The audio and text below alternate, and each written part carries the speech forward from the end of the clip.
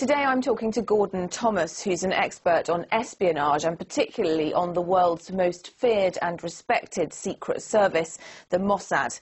Mr. Thomas, thanks very much for talking to RT today. Now let's talk first about the recent murder of Mahmoud al-Mabhouh. The Dubai police say they're 99% sure that it was Mossad. Do you believe that as well? I do, absolutely. It's a classic example of the Kidon, which is the assassination squad of Mossad. Numbers 48, 6 of them women, some quite attractive. I've met some of them, they're very interesting people. And I've no doubt that they are guilty as charged. There's no doubt that they've done assassinating him. It fits all the patterns they've done before. First it was in a bedroom. They love killing people in bedrooms. It's a perfect place for them, because there's a reason for that. You can gain access. You can't be heard very easily inside a bedroom. You don't have to shoot in the bedroom. You can strangle, using strangles, rope or what have you, or wire actually. You can smother, which is what they did, or you can inject, which is what they did.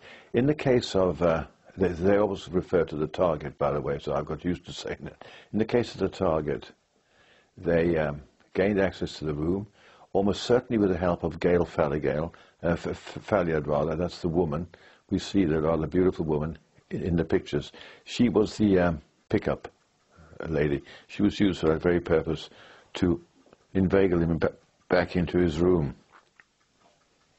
In the room, she would have either injected him or left the door just enough ajar for the others to come in. There were at least 4 in the team of the actual execution. There will be a backup driver to get them out fast, and she would be the seduceress, or the seducer, and the 2 who would do the killing. And it was very simple. An injection was given of an anesthetic, which had been doctored slightly by the Mossad scientists, and it left no trace after an hour or 2. It had gone out of the body, disappeared into the bloodstream and gone. And of course, he was smothered, and he was rolled up in bed. And what I've been told is this, that he looked like he was asleep. And on the door, when they left, one of them left behind on the door the classic Kidon symbol, which is "Do Not Disturb." They always hang that sign on the door from the room. There's always room, there's always a sign in the room. And they've gone. Now, we know now that a maid, a floor maid, would have tried to get in to either freshen the room or something, and saw the "Do Not Disturb" sign, didn't go near. And it would be later the same 2 when she came to turn down the beds. And next morning, she must have wondered slightly, somebody, and said, "We better go just open the door." And went in, and there he was, asleep. They said, "Leave, he's asleep." When they came back, he was still in the same position. Then the alarm went, but that's nearly 24 hours later. They were long out of Dubai by then. And this case seems extraordinary because the Mossad agents were actually caught on ordinary CCTV cameras. Do you think that was a deliberate attempt so that the world knew it was them, or do you think they're getting sloppy? I don't think they're sloppy. I think it's a deliberate attempt to say, don't mess with us. You know who it is now when we come calling. For instance, other examples of that. When, in the past, when they wanted somebody to be executed, they sent a wreath to his family beforehand. They sent a coffin once, yes, an empty coffin. And they've also published in Arab newspapers in memoriam notices. We regret the passing of, he's not even dead yet. But that's scary. When you get a coffin arrive on your doorstep, and you know this is for your brother, they say, and he's not dead, they say, well, he will, yes, he must be. And people know that's the Mossad, do they? It's a classic. Well, yes, because nobody else does that. I mean, they are the only state-sponsored unit or organization that's allowed to kill. And that before they execute anybody, they have to get the sanction of the Prime Minister of the day. Now, this has happened twice on the same watch of the same Prime Minister, Bibi Netanyahu. This one in Dubai and the other one was in Amman. And he's getting a bit careless, it seems to me, sometimes. Careless in what way? Well, he should be careful about what he signs, you're letting this go. But you see, what happens, the head of Mossad, Mayor Dagan, goes to him and tells him, we have a need to end this man. And the first question he asks, can you bring him back to Israel for trial? No, we can't. It's not possible. We can't remove him. So you want to, and how will you execute him? And they say, well, we have a number of plans. And they will outline them. We don't know what those, but we now know what this plan was in Dubai because we've learned it subsequently. And he says fine, and he signs it, and it's over with. The Mossad's popularity within Israel has increased since this incident. Could you explain that to us? There is an image of the Mossad which is they don't like.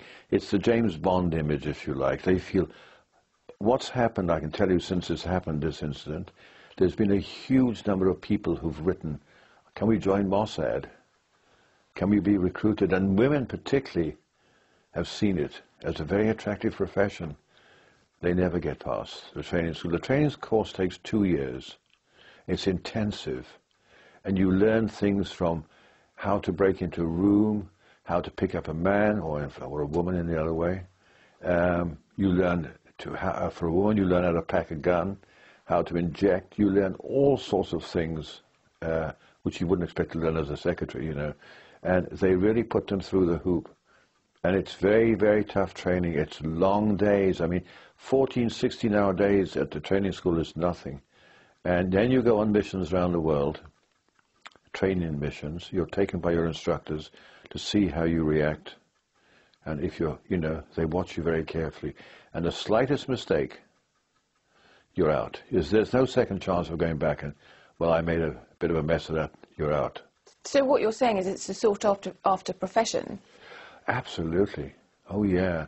I mean, Mossad almost never advertise, except they had one about 3 years ago. Are you looking for a more interesting job? It said in Haaretz, you know. Yeah, a lot of people were looking. They're still looking.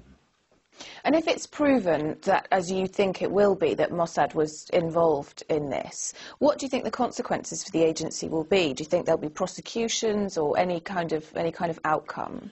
No, they're covered by that letter, that document that the Prime Minister signed. They cannot be prosecuted. They won't be prosecuted. And what about implications for Benjamin Netanyahu? Well, he said nothing, and it's very interesting. Nor's made again, the head of Mossad said anything. They're going to say nothing. Normally, Bibi would be jumping on, you know, up and down in rage if this was going on. No, he's quite happy, I'm told. He's watched it. I mean, I've interviewed him. I know what he's like. He's a very excitable character. He's dead calm this time. Israel presents itself as being a bastion of democracy and freedom in the Middle East, and yet representatives of Israel have essentially murdered a democratically elected representative of Gaza. How do those two things sit together?